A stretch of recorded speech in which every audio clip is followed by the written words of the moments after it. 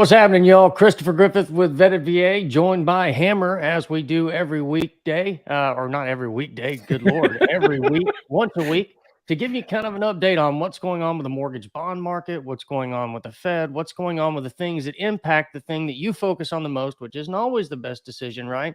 But rate, what's my rate, right?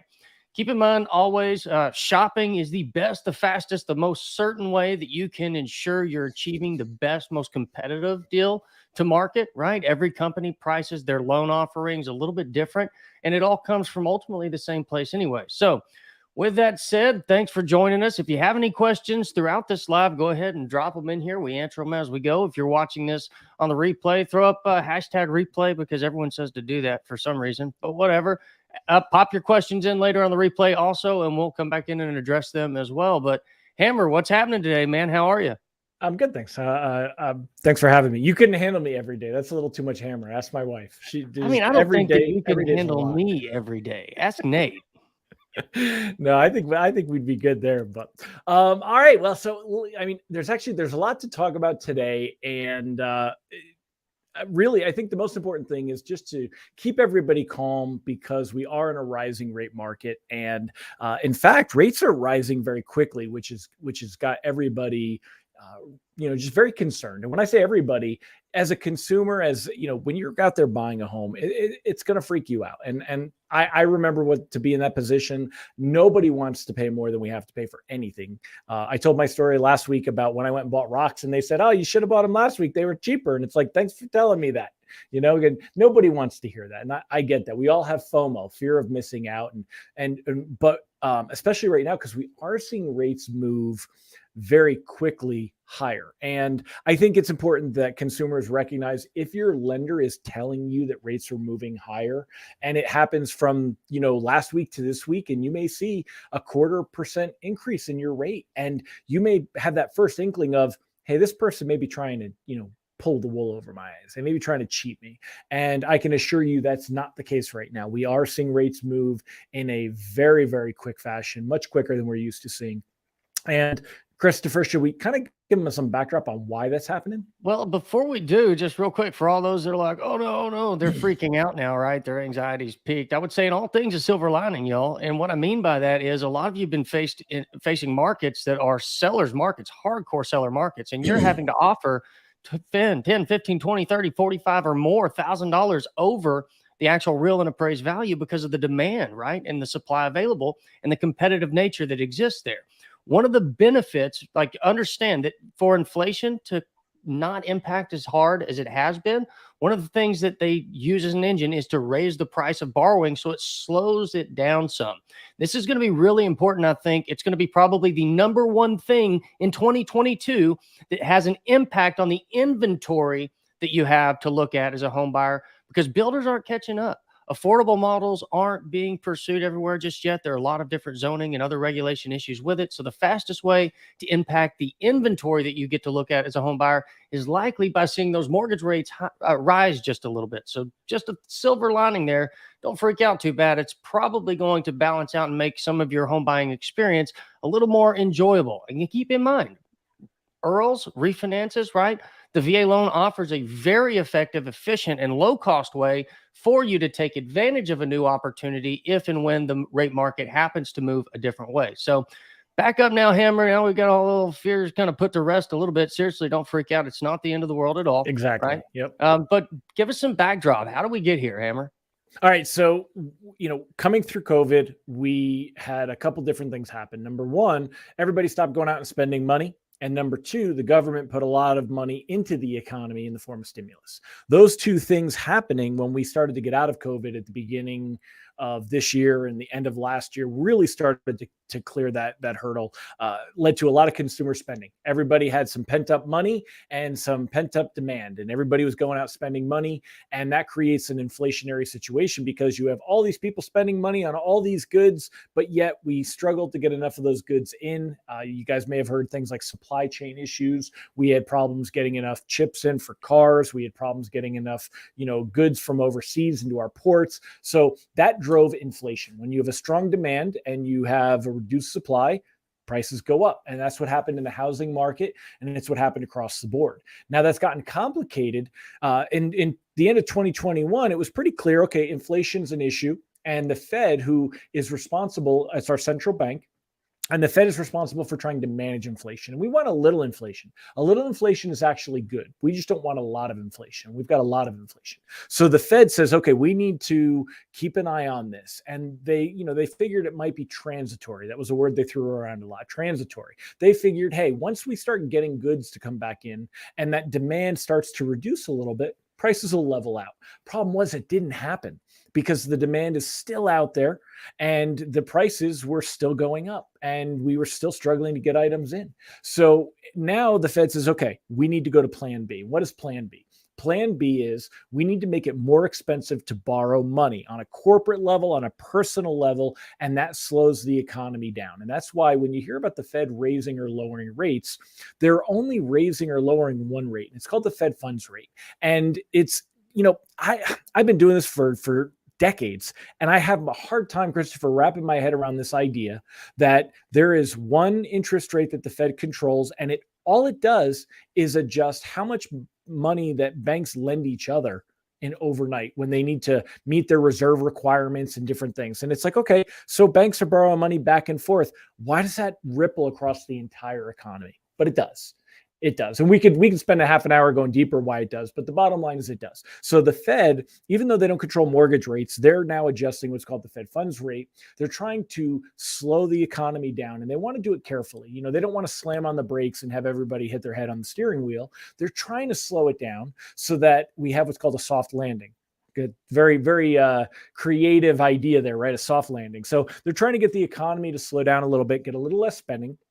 And they want to get the prices to come down with inflation and get us. And at the same time, they want to keep employment strong and some of the other things that have been very positive for the economy. So that's what's led us where we're at now. And I think what's important to take away from that, and thanks for throwing that chart up there, Nathan, is for everybody to recognize what does that mean for interest rates today and in the near future. Now, I get asked questions a lot of times, Hammer, what are rates going to be in a year from now? Well, I have just as much of a chance of throwing the first pitch at the baseball game as I do of telling you what interest rates are going to be a year from now. It really is. It could be anything. We could have so many variables that are going to come into play. We can make a guesstimate, but it definitely, it's hard. But in the near future and in the next few months, we can be much clearer. And there's definitely some indicators on where rates are going to be and why. So I talked about the beginning of the call about, hey, rates have gone up very quickly. In fact, if you ask a lot of mortgage people like Christopher, he's been in the business for a long time, and you say, Christopher, I'll ask you, do you remember seeing rates move as quickly as we've seen from the beginning of the year where we were in the 3s to now we're sometimes even in the 5s? No, I would say not as quickly and as aggressively for as sustained of a period of time and Right. volume of movement. Actually, there were some pretty quick uprises, or what was it, 2018 maybe? Yeah, when actually 2016 when Trump was elected, 16. because what happened when Trump was elected, the stock market took off because they figured regulation would be very friendly for business and would be very profitable. Stocks took off like crazy, and that led to bonds kind of get left in the dust because bonds are that slow, steady turtle. They're the ones that they may not make you a lot of money, but it's consistent money, it's steady money, it's safe money, it's reliable money. And stocks are a little bit racier. There's a lot more risk. But if I'm going to make my money, I'm going to make it in stocks. So when stocks took off, bonds kind of, they just kind of languished there and we lost ground and rates went up. But yes, since then, back to what you were saying, I haven't seen it either. It's pretty aggressive. And I think that's, again, just because I truly believe that the only way that we're going to solve the larger issue in housing, which is a lack of inventory and over supply of demand, right? You have more buyers and potential buyers than you do have product or likely product to be created. And so to slow that down to some effect, I think is probably a very healthy thing to do. Some inflation, like you said, is good because inflation is growth. It's not just a fictitious thing that happens when the Fed creates more money or prints more money or uses debt to create more money, right? But I think that it's not necessarily a bad thing. I think that you've seen, like you said, a really aggressive rate movement, and that's causing impact in a lot of different ways. There are some borrowers that were pushing all the way to their maximums. I mean, they're counting their clothing allowance and everything to try to work their ratios right amongst the residuals. I think some of them are going to have some hard looks. I saw this somewhat in 2016, like you were talking about then, where what people were qualified for on day one was no longer the case 2, 3 months later because of the massive increase. Or I say massive, it wasn't really that massive, but from what we've seen over the last decade, right, the large increases quickly to what their borrowing costs are. So if you're a person in the nature, or if you're working on borrowing right now, you're going to want to reassess that kind of in a continuing dialogue with the professional that you have, and constantly look towards different places to try to make sure you're staying in a par. For most part, all of the lenders are having to move kind of the same distance. Some of them are offering y'all things like rates that look really low compared to what you're seeing. But when you get into that, or once you get further into the loan process, you're going to see a ton of cost, right? You're going to see a lot of discount points. We've seen some stuff with 3 discount points on there, right? Yeah. With an additional percent in cost because they can charge it, right? An origination block. But there's a lot of additional costs that you may face. So don't necessarily get caught staring at the rate alone, guys. That's what I'm talking about when I say shop and look at the total context of the offer you're seeing. But anyways, Absolutely.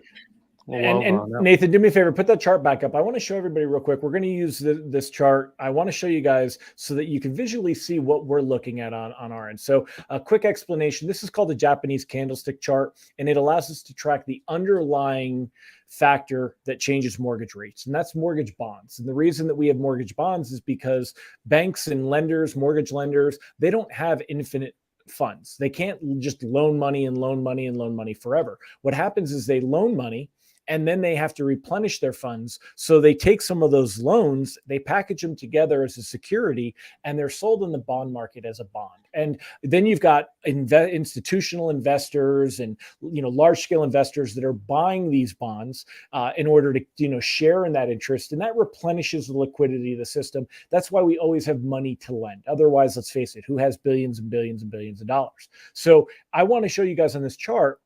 We're going to go back a year. So what this is that each one of these little lines that you see is what's called a candlestick, and it represents 1 week of what happened in mortgage bonds. And as we go back for this year, actually this one is still at daily. So this is 365 little candlesticks. And we look at the beginning of the year, and I want you to see what these were selling for. Now, the higher these bonds sell for, the more their price, if you will, that means it's better for rates. And again, just for time, I'm going to leave you with that instead of explaining why, but just that's your takeaway. The higher these are selling for, the more money that you see here, the better it is for interest rates. As that value goes down, the worse it is for interest rates. And as we were coming through 2021, you'll see, look at these, just kind of a trend line, right? We're just looking, not each individual candlestick, but the trend line was pretty flat. We were within this range, as we would call it. So we had some high points up here where interest rates were in a really good position. Maybe interest rates were a little bit higher down here. And we would go down a little and up a little and down a little, and things were good. Well, it looked like in November and December, I was expecting that we were going to see interest rates very much stay similar to what we'd seen in 2021, maybe get a little bit higher, but nothing crazy. That was what I said was going to happen back then, because all of our indicators, all of our tea leaves and our crystal balls, that's what it told us was going to happen. Well, I want you to see what happened right about here in January. This line, if we were to draw an invisible line up and down, look at what happened in January. And in January, things started to get worse. And we said, okay, we can handle this. We're not going to panic yet. Things are good. And then as we started to get to the end of January and into February, the bottom fell out. And you could see this trend as things are selling for a lower amount. And again, the lower these bonds are selling for, the more that mortgage rates go up. And we could talk about that relationship another time, but you just want to know that relationship. Now, we had a little bit of improvement here. We said, okay, hey, things are going to, we found a bottom, and that's where I really did think we were going to see rates stay between maybe 3.5% and 4%. And, for a general loan, right? And it depends on your unique scenario, your rates will be slightly adjusted. But I figured overall average mortgage rates would stay between 3.5% and 4%. Well, then we saw the bottom fall out even worse. And you could say, so you could see, look at for how almost a year, this was almost in a straight line, just a little up, a little down, but overall didn't really move much. And then look at how it's really moved. That's how I can show you that, yes, when your lenders are telling you that rates have gone up, they're telling you the truth. And when you look online and you see rates that are promised that were actually rates good from weeks ago or even months ago, that's going to be a bait and switch scenario. Be careful. If it's too good to be true, it is too good to be true. There's And if you're nobody getting that's, it in the mail, first of all, it's totally outdated. It was yeah. already fluffed up and nonsense. And so now it's like super nonsense. You can totally throw that trash away.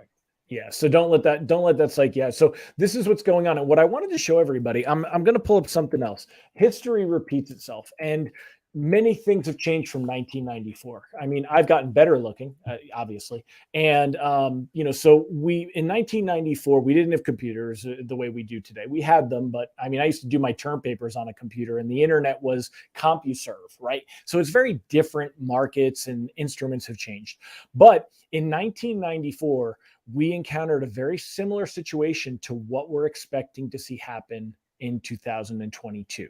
And in 1994, we had a bond market crisis, and they actually called it the Great Bond Massacre.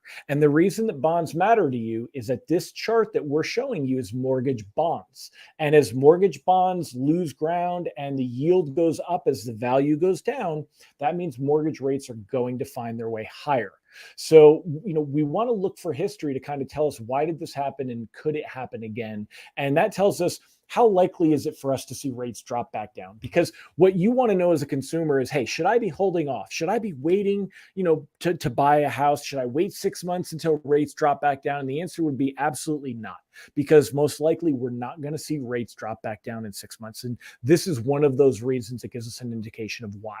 In 1994, we were coming out of a recession.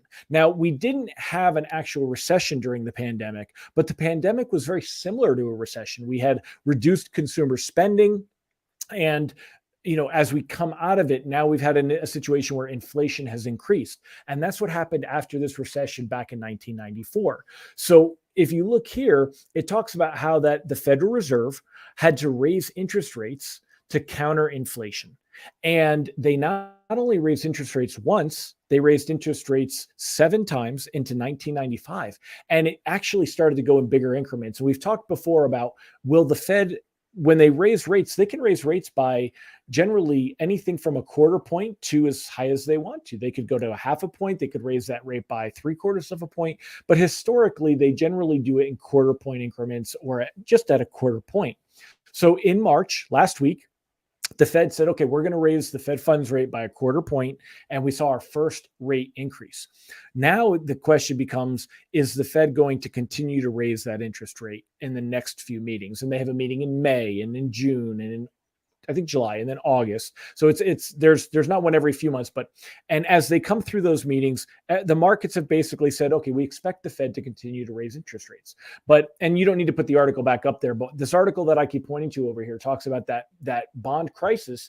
The Federal Reserve back then, they raised rates by a quarter point, and then they started raising it by a half a point. And then in November, they even raised it by 3/4 of a point.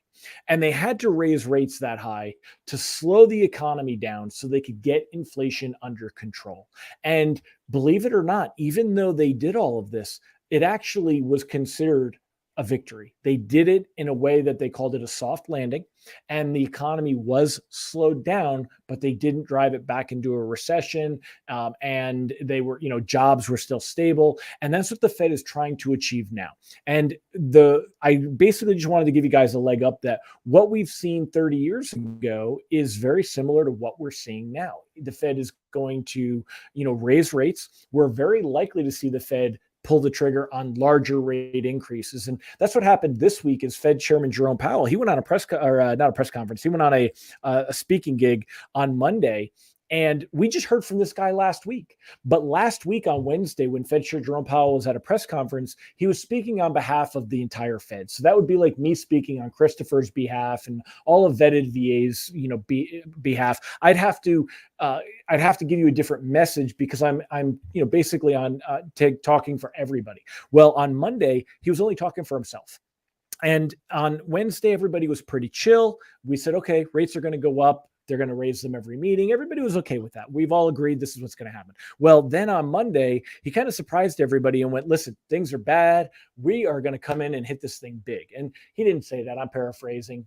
If he did say that, he'd probably be a little bit cooler, probably wear sunglasses, maybe a cowboy hat. And, but that's kind of what happened on Monday. And that's what shook things up and why you're seeing rates that are higher on Wednesday than you are on Monday. And that's why if we talk about shopping around, whenever Christopher talks about shopping, I fully agree, but I always give you that caveat. Make sure that right now you are getting rate quotes at the same time, not even a day ago, not even an hour ago, the same time, within a very, very short hourly window, because we are seeing that kind of movement right now. And you just want to make sure that you're fair to yourself and that you're getting those rate quotes that are within that proper realm of what we've shown you on the market. So anyway, that's kind of, I don't know how much higher rates will go is a question everyone always asks me. I think we absolutely, if you haven't seen a rate in the 5s yet, I think you could.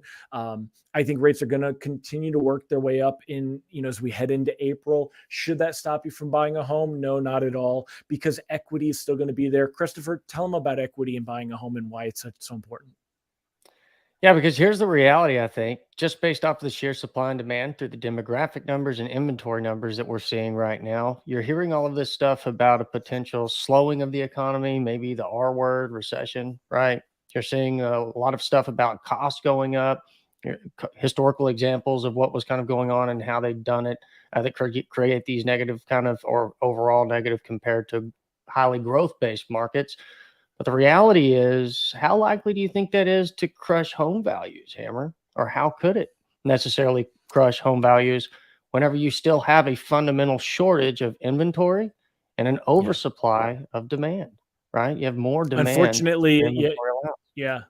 Well, that's it, and we're going to see some people that are going to get priced out, and that's exactly it always right. pains me. It pains me to see it, and it pains me to say it. It's going to happen, and hopefully you get a second bite at the apple, and you will. But there is still a huge demand, even with rates going up. The pool of buyers we've talked about, it's Wall Street buying Main Street. I've talked to an originator in Memphis who said that they have seen entire neighborhoods being bought by hedge funds. Because I read this on Bloomberg or another source, and I'm like, where are they doing that? And then to hear somebody with boots on the ground saying, hey, I have seen these houses that are just swept up and being bought by a hedge fund. There's going to be that demand, and you're competing against them, and that's not going to change anytime soon. So it's definitely there. I think regardless of who the home buyers are, it's important to note that there are more buyers than there are inventory available or likely to be available, especially over the next 12, 24 months, and possibly much further than that. Yeah. I think I saw a chart that said the last decade where fewer homes were built than 2010 to 2019 was 1930 to 1939 was the last period of time where fewer houses. And I think it was 5.4 million were built from 30 to 39. And then 5.8 million were built from 2010 to 2019. And if you look at the demographic size that was occurring during those time periods, you'll see that it's a much different circumstance. See, this says home values won't necessarily depreciate in value, maybe a little bit, but inventory won't open up. Yeah, basically exactly right. You have a strong demand and you have a limited supply and a limited kind of a growth of that supply also. For those out there that are wondering, well, what do I do? Well, for any of y'all out near Denver, you'll kind of understand what I'm talking about. But in 2013, 2014, I was telling a lot of the borrowers that I had pre-approved and shopping them, and it was a really aggressive market during that period. Like, hey, look, I understand that you're waiting for this market to pop, but the reality is that doesn't look like it's even possible, right? Looking at inventory that's here, that's still getting bought up, the number of people moving in from other states at that period with what was going on. I told them my bigger concern was that in 2 years, they won't be able to afford the house that they're looking at today with a wrinkled face, right? And that's exactly what happened. To a lot of those that were very close to qualify at something they wanted, you should never be driven by fear or angst. You should never move rapidly beyond your capability. But if the very likely possibility is that house value isn't going to soften, or it may soften just a hair, and the rates are going up that aggressively, it's going to impact what you can borrow and may even impact what you're able to purchase. So I think a lot of people would be wise to start looking at opportunity. finding something that maybe is a little bit rougher, but is in a place where, if improved, there would be a solid amount of equity or cushion, right? If the market softens, which I don't think is likely, or likelier to compound additional value out of the asset that they're purchasing, which is a home. Right? Either way, they're going to need shelter. And if you don't think that the cost of these homes and the cost of borrowing is going to impact the price of rent, renters, please. It's already happening. It's already across the moving board. aggressively. We put out some content about 2 weeks ago on the subject matter. We put in some information into this place. We had Logan on to chat about it too, but you're going to see rents rise aggressively. And here's why: because the cost to bring a new rental to market is impacted in the same way it is for you by buying a home. They're impacted by the same market. So people that want to buy rental properties and make them available to people who need something to rent because they don't want to or they can't purchase yet. You'd much rather be off, I think, be better off purchasing, especially if you look at the data on it. And I think you should always look for opportunities with a home, even if that's looking outside of your typical kind of areas that you focus on.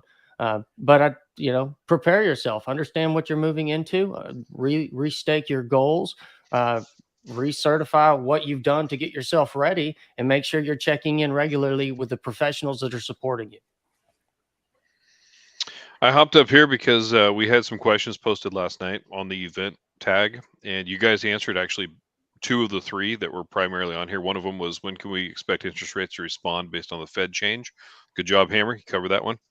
One was, great credit, great job, great income to debt ratio. However, nobody wants to sell me because contractors are offering cash payments or overbidding. How can I be more competitive with the overbidding? And Christopher, you just hit on that.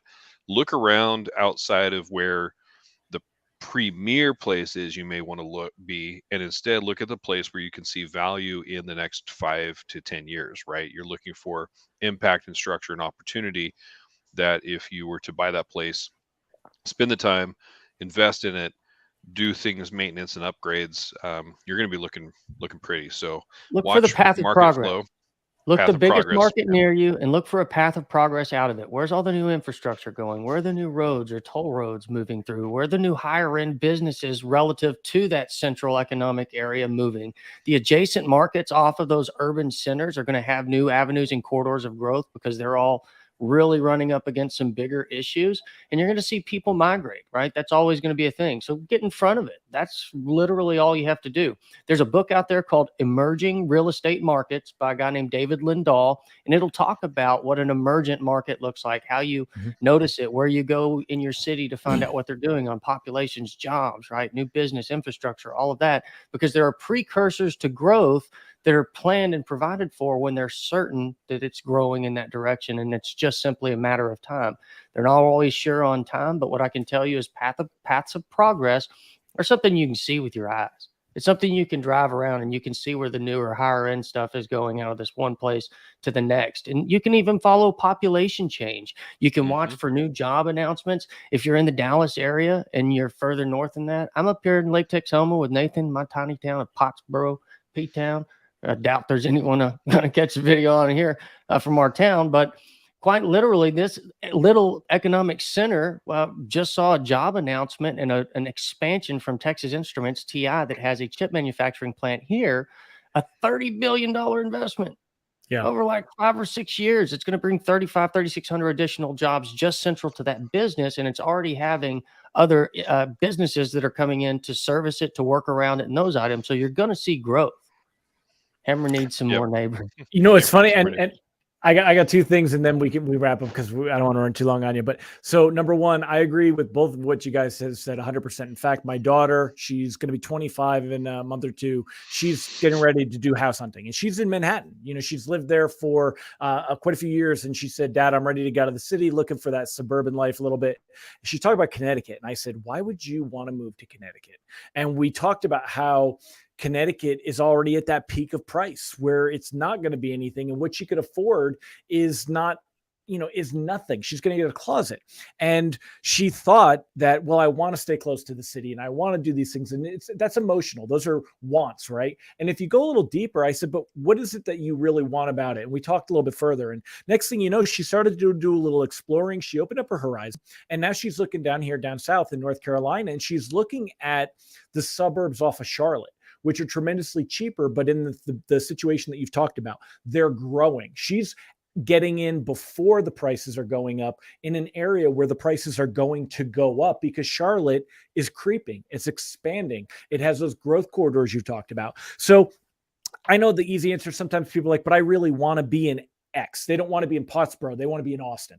And it's like, okay, well, you need to accept that Austin's not a reality for you. What is the next one? And find that next place. And the second thing I'll say, as far as me needing more neighbors, that falls into why we don't have more houses. So Ben knows where I live. And even though I look like I live in the middle of the woods, because I'm right at the doorstep of the Great Smoky Mountain National Park, it's literally right behind me at the top of my mountain. We have a very busy area in Waynesville. And there's, builders trying to build affordable homes that are smaller on smaller pieces of land.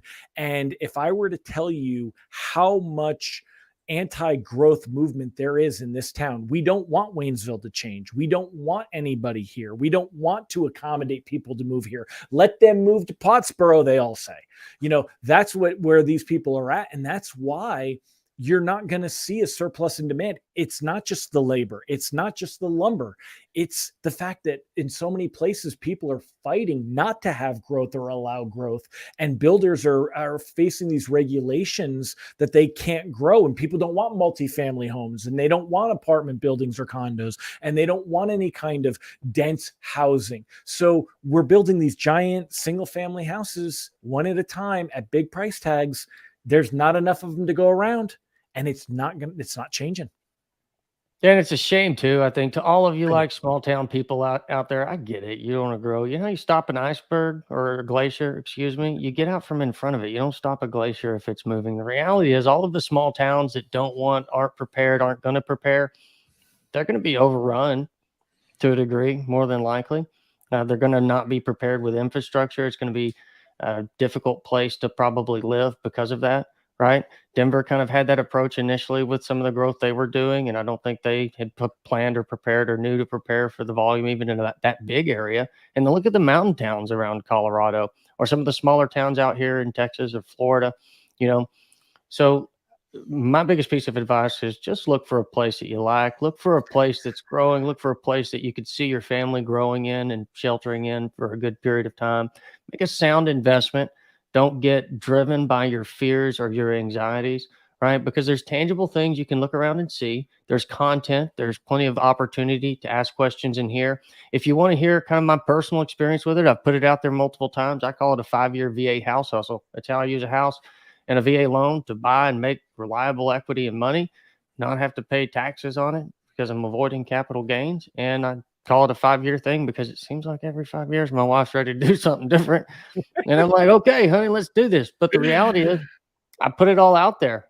There's several episodes of it's a 5-part series that I do. But even in Veta VA in this community, you can hashtag 5-year VA house hustle, the number 5.